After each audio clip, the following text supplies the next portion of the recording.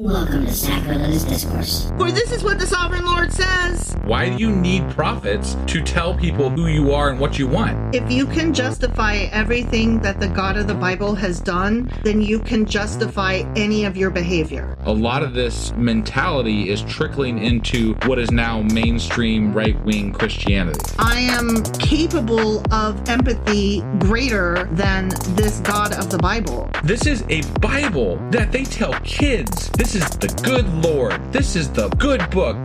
He is fantasizing about murder, mass murder. Head over to sacrilegiousdiscourse.com right now to find out how to leave us a review or support us on Patreon.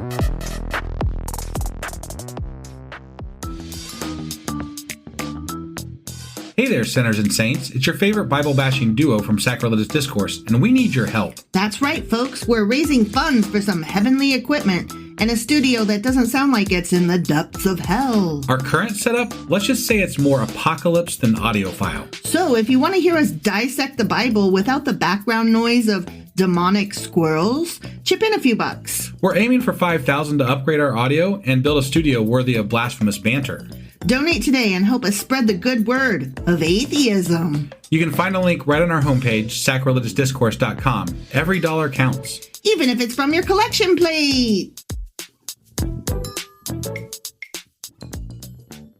Husband! Wife! Guess what we're doing today? We are doing our Contradictions episode. We sure as fuck are. For Haggai. But you're always wrong. But I'm always right, too. No, you're always wrong. Yeah, so do you have a good contradiction for us today? I have one contradiction, and it's not a good That's one. why I said a good contradiction. Yeah. But we do have a pop quiz. We have a pop quiz. I missed two. Wow. Mm-hmm. So I have a chance to maybe beat you. You had a chance last time, too. I did. And I failed miserably. You failed miserably. Yeah. All right. Well, so not many contradictions, but we'll have a pop quiz, and then we'll be finished with Haggai. Bye, Haggis. See ya. Ready to do this? Sure as fuck am. Let's do it. Okie dokie.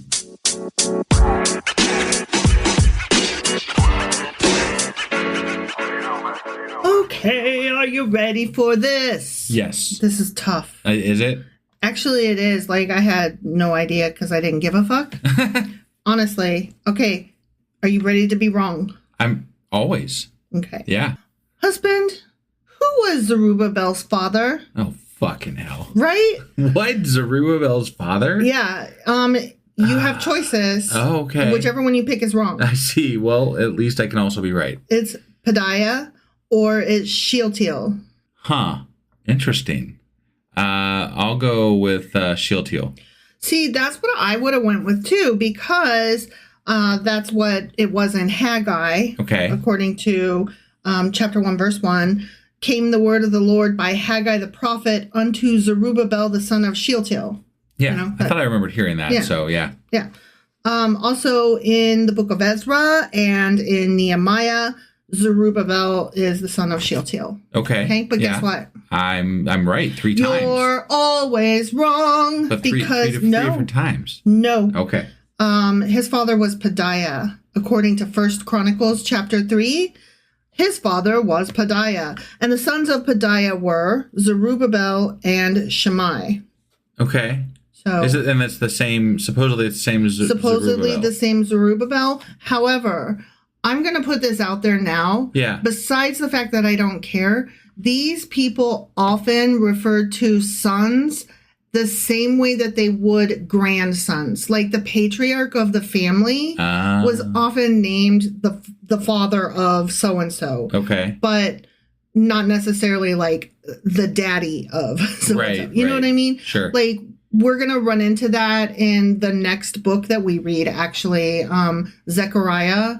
There's a question about, is so-and-so his father or so-and-so his father? Because like this says it's his dad, but this other one is so-and-so's dad. So the guy that we're talking about is either Zechariah's father or grandfather. See, now I was thinking maybe, is this is part of the basing the divinity of the David line, right? Like, isn't this part of like figuring out the David line maybe?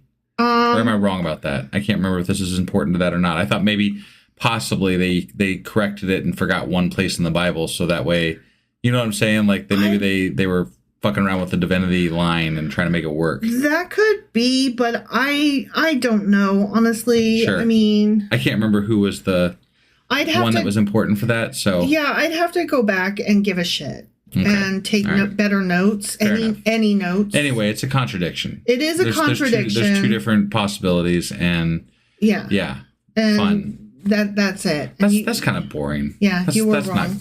That was boring, and but we have a pop quiz. The pop quiz is pretty fun, actually. Okay, all right. Well, I mean, we had like the wrap up that we did recently. I really enjoyed that. I did too. Because there's a lot of like really pertinent information regarding how Christians take things from the Old Bible and apply it to the New Testament, and we're getting so close to the New Testament. Yeah, so, and you can tell. Yeah.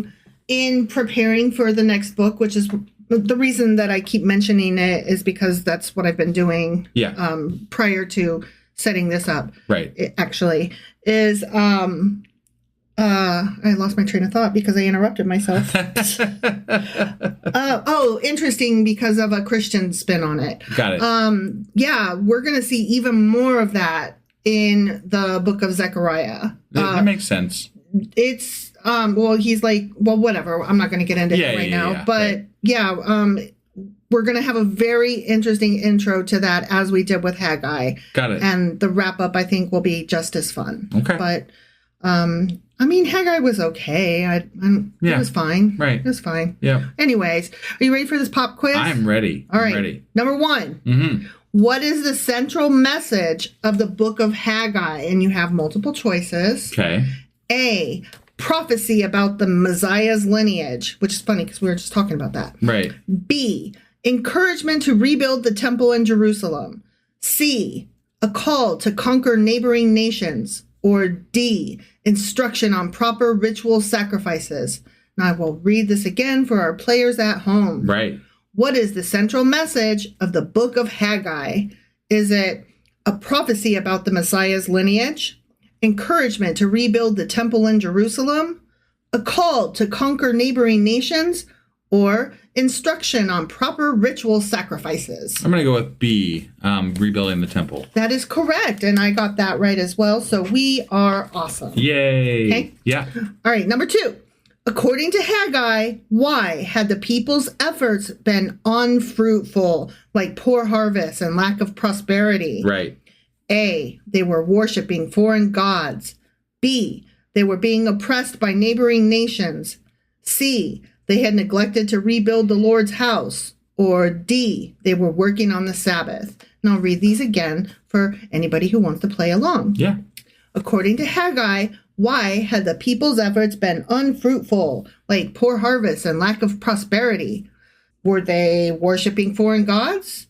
Or being oppressed by neighboring nations?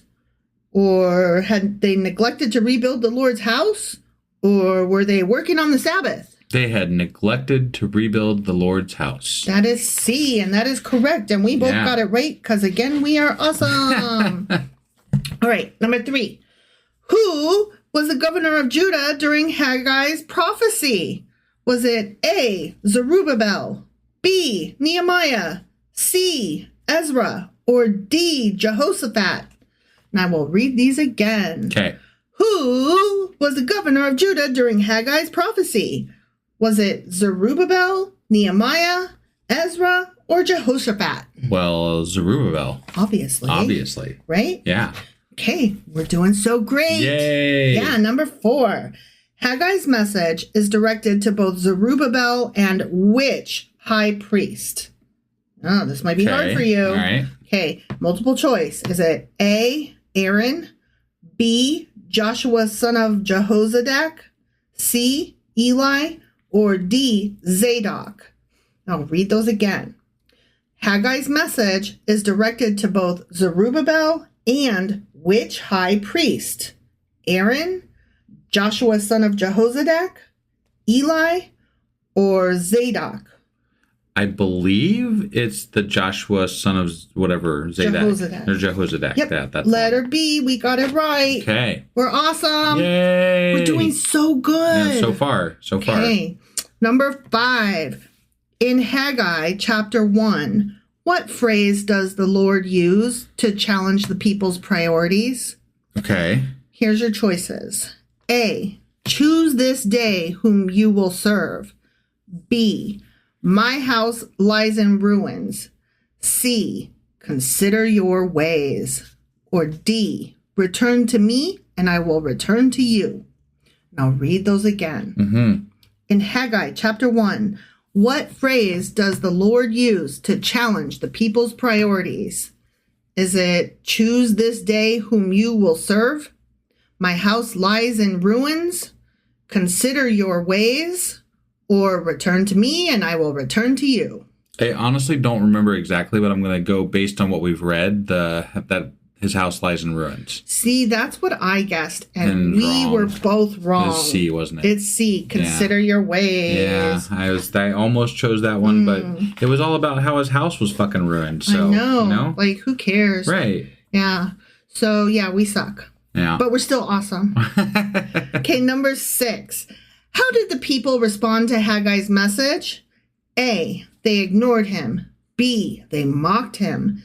C, they repented and began rebuilding. Or D, they expelled him from the city. Now read those again. How did the people respond to Haggai's message? Did they ignore him, mock him, repent and begin rebuilding, or expel him from the city? They repented and began rebuilding. That is letter C, and we are both right. I have to point out that was amazing, because there's not many points in the Old Testament where people are like, yeah, let's do that thing. I know. There's a couple now. It happened in Jonah. Yeah. And like the city of Nineveh, I believe. Right, but I got so used to them being like, fuck off, whatever. Yeah. Like because they are always bad and wrong. Yeah. Right. You know, they're always wrong. Yes. Yeah. All right. Number 7. How long after Haggai's first prophecy did the people begin rebuilding the temple? A, the next day. B, about 2 weeks. C, about a month. Or D, a full year later. Now read those again. How long after Haggai's first prophecy did the people begin rebuilding the temple? Was it the next day? About 2 weeks? About a month? Or a full year later? I don't recall, but I'm going to go with the next day. You are wrong. Oh, damn. And I also was wrong. Okay. I guessed about 2 weeks. Yeah. The answer was C, about a month. Oh, okay. All yeah. Right. Had to get the resources together, so they had to send somebody up to get the timber up there from Lebanon and, all that shit, I guess, right? Yeah. So. Well, I thought a month was reasonable. Yeah. I mean, I thought 2 weeks was reasonable. Right. But no, it was a month. Okay. Yeah. All right. I'm like, so they didn't immediately begin. They had to get somebody to requisition the supplies and approve the work and talk to Joshua. Get all the shifts set up and everything, Yeah. HR was busy. And very. Well, I feel good so far. The only 2 I missed are the same 2 that you have missed. Yeah. But otherwise, we're doing good. Right. Okay. Yeah. Number 8. In Haggai chapter 2, God promises that the glory of the future temple will be A, forgotten by future generations, B, less than that of Solomon's, C, equal to the first, or D, greater than the former. I'll read those again. Yeah. In Haggai chapter 2, God promises that the glory of the future temple will be what? Is it forgotten by future generations, less than that of Solomon's, equal to the first, or greater than the former? It is greater than the former. Yes, it is letter D. And that's one of the reasons that Christians love it. Yes. Because it's Christ-centric. Yeah. Yeah. Could be interpreted that way. To them it is. To them. Yeah. Okay, number 9. Haggai uses what metaphor to describe how holiness and defilement are transferred? A, a polluted spring. B, a torn garment. C, consecrated meat in a fold of garment. Or D, a cracked vessel. And I'll read this again. Okay. Haggai uses what metaphor to describe how holiness and defilement are transferred? Is it A, a polluted spring? B, a torn garment? C, consecrated meat in a fold of a garment? Or D, a cracked vessel? Consecrated meat. It is. Good job. Letter C. We both got it. Yay. Yay. Number 10. What final promise does God make to Zerubbabel at the end of the book? A, he will become high priest. B, he will be a signet ring chosen by God. C, he will live forever. Or D, he will lead the nation in battle. And I will reread those for the people playing at home. Okay. What final promise does God make to Zerubbabel at the end of the book? Is it he will become high priest? He will be a signet ring chosen by God? He will live forever? Or he will lead the nation in battle? Dude's going to be a signet ring. He sure as fuck is, husband. And that means that we both scored exactly the same. Yeah, go us. And honestly, that's kind of a feat. I don't know that we've ever... I don't recall. If we did, it's been a while. Yeah. So not just especially on the same questions. Yeah, that's what I was going to say. We got the same score because we missed the same questions.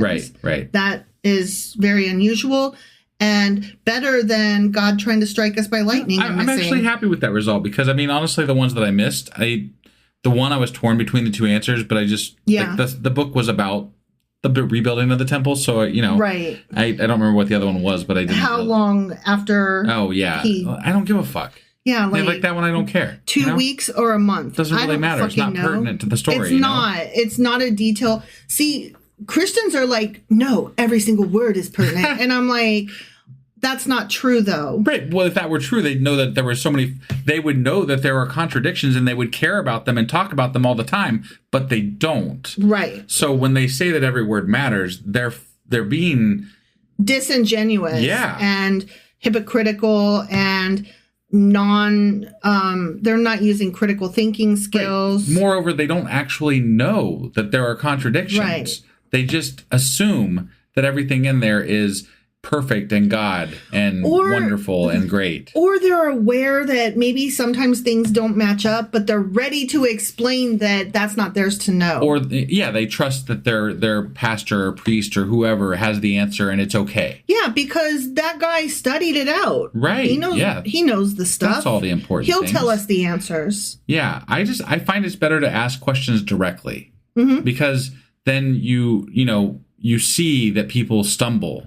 Right. Like when you ask somebody, go up and ask a pastor, go up and ask a priest. Right. I guarantee on the fly, they're going to stumble until they have a chance to like go home and do massive studying and figure out how to make an apologetic argument. No. These folks are major grifters. So there is no way at this point that they are going home to get out their books and studies. Right. Since they are grifters, they will always look for the quickest and easiest way to come back at you. They will pull their phone out their pocket and see what ChatGPT has to say about it. Or they have a default answer, like you have to give it to God, blah, blah, blah, blah, blah. But there's never a direct... Or stop reading it with an agenda. Right. There's never a direct answer for your question. Right. You can't ask those questions and expect them to actually give you a coherent response. Yeah. So. I will never get over people telling me you're reading it with an agenda. Like, yeah, I'm also breathing with an agenda. Like, everything we do is with an agenda. And I'm sorry, my agenda is to gain information. And if you've got a good answer, I'd love to hear it. But the question itself is stupid. And you're reading it with a bad attitude is not the answer. I got to be honest. If anybody here between you and I were reading this with an agenda, it was you or it was me. Mm-hmm. More than you. Yeah. You actually, when we first started this whole project, were and to some degree still consider yourself a little bit spiritual, right? Mm-hmm. Like you have some leanings towards that land. Yes. But you're very much atheist. But I mean, at the same time, you were open to the idea that there was beauty and poetry and meaningfulness inside the Bible. And historical merit.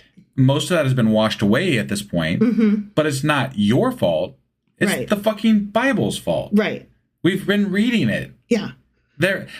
I was open to being wrong. I thought I knew that there was some bullshit in here, but I was open to being wrong. If anything, you were wrong about how much bullshit there was. You know? Like, I'm saying. I've never read it, so I knew that there was some falsehoods that people utilize to push forward certain agendas and ideas. We've been online. We've seen the memes. We know that there is badness in the Bible that exists. Right. So I knew that was the case, and I assumed that it was in there. I just didn't realize that we were going to run across it literally every time we read a chapter. Right. That was the part that that's the part that blows me away. Yeah. When we come across a chapter or a psalm that's beautiful, it shocks me, actually, because I'm like, it's so out of place for the whole everything we've read. Yeah. Everything we've read, there's usually something in it that I'm like, what the fuck is this stupid crap? Right. And I didn't realize there was this much bullshit. Yeah. There is, though. There is, because it's man-based and it's politically based and it's grifty and it's lying. And a lot of it is encoded, to get around political machinations and whatever. Right. So yeah, it's not good. It's not good, husband. It's not. Well, anyway, we did good though on the quiz. We sure as fuck did. We got an 80%. That's like a solid B. It is. Yeah. So it's not. It's a low B, but it's it's right there. Well, considering you don't have to round up from 79 to give you an 80. Right. That's what I'm saying. There's no. You don't have to get the curve. Yeah, You're right there. Right at the 80. And also in discussion, I feel like the instructor would have rounded us up a little bit. And I feel like that's from a B minus to a solid B. Yeah. That's what I would give us. Good effort. You know? Right. Yeah. Like when I was in high school, I had to take algebra 2, and I have a love-hate relationship with math in that I love math. I love the logic of it. I love that when we're not dealing with like weirdo random numbers and shit like that, there's always like a definitive answer and a process that's defendable to get there, that it's like the basic language of man. You know what I mean? Like I love math, but I'm really bad at it. So I have to work hard. And I love the work because, you know me, I love learning, right? Yeah. So when I was in high school and I was taking Algebra 2, it would take me hours and hours and hours to solve my homework problems. And I mean, pages and pages and pages. But you were good at that. I was good at doing it. I struggled to understand it and be able to keep applying it because it was so much. But that's what I appreciate about your mathiness, is that you don't understand it, but then you endeavor to understand it in your method. Mm-hmm. So you don't just do the math based on the equations given to you. You understand the math that's given to you and then apply it and then keep doing it. Whereas with me, when I learned math, I just memorized shit and I applied it to everything that I did. And that's the only way I learned it. Right. And so. I know now that part of my mathiness, as you called it, is that I cannot memorize things. Like I don't have good memory. So I had to understand it in order to be able to reach an answer. Right. So you can do that head math so quick. Yeah. And if you give me a piece of paper and a pencil, I can spend 10 years and I'll get there. Right. But I feel like my method is almost a disservice because I don't really understand what I'm doing. I'm just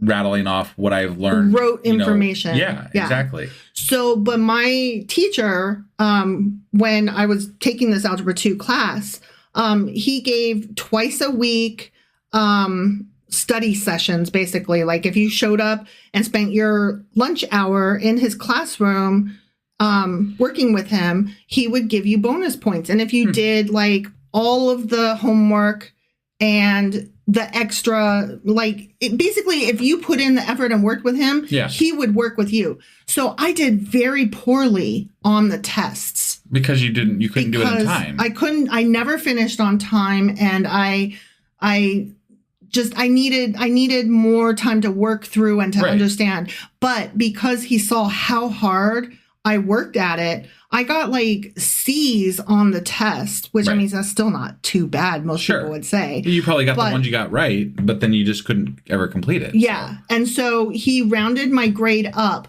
And at the end of the semester, I sat with because of tests and homework and the extra points and everything, I sat at an 89.2, which should have been rounded down.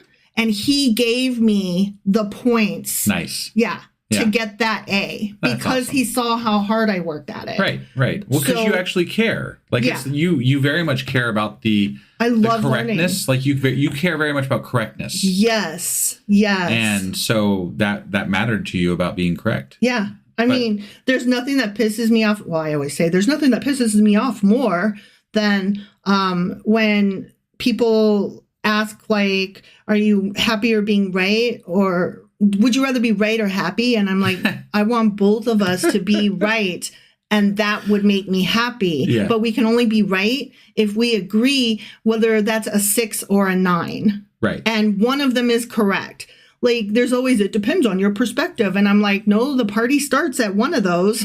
We don't know which way it is because it's a 6 one way and a 9 the other. But one of those is right. Well, I think that you and I grew up in an era that was very not friendly to different forms of learning, and you had to do it their way or not at all, right? So I had to come up with tricks. You had to come up with tricks, and the world is leaning more towards being friendly to neurodivergence, but it's not even there yet. No, and I mean with Trump and his it's going to get worse. Probably it is getting worse. Right. Yeah. So that's fun. Right.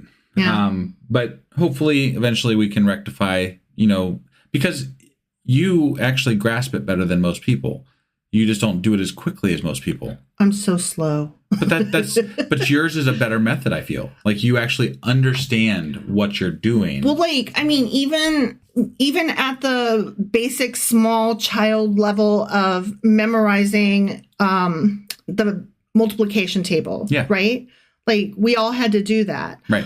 I do not have memory ability, so I could not memorize random numbers that had no significance to me. Sure. But my mom had me get around that by learning how to count by numbers. Yeah. So 6, 12, 18, 24, I could do that, and that would help me understand how the numbers had significance and how they worked together as a family and how they slid in and out of each other. Right. And so I can understand division and multiplication much better than a lot of people because I understand the relationship that numbers have with each other. Yeah.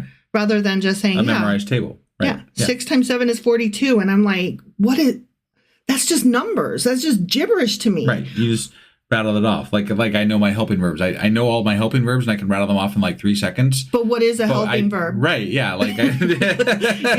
Yeah, exactly. I'm like, I know where a comma goes in a sentence, but I can't tell you what the clauses are called or why. No, we all have those memorized things that a teacher taught us, and it's useless. Mine is the other way though. I don't have the memorized things. Yeah. I have but how it works though. Just for the record, the helping verbs: am, is, are, was, were, be, been, do, does, did, have, has, had, can, could, shall, should, will, would, may, might, must. That's how fast I can rattle. It doesn't even, you probably didn't even understand what I said, but I literally said all the words that are helping verbs. I really get mad when you do that because it's so silly and ridiculous. It is. Saying it that fast, though, is silly and ridiculous. No, I agree. Yeah. But it was a fun trick, to learn it that quickly, right? It was a fun trick to be able to, I can say them faster than you can. It was a thing with our, my friends, we're hey, who can do this better, Yeah. And it's so ridiculous because it never, that stuff does not actually permeate my knowledge of what it is to be a helping verb, like we were talking about, right? It doesn't mean anything. Yeah. So anyway, we got way off track from Haggai, but that was fun. Education is always fun to yak about. Right. I could talk about learning and stuff all day long. So anyway, we're done with Haggai. Fuck haggis. We're out. Bye, guys. Bye, bitch.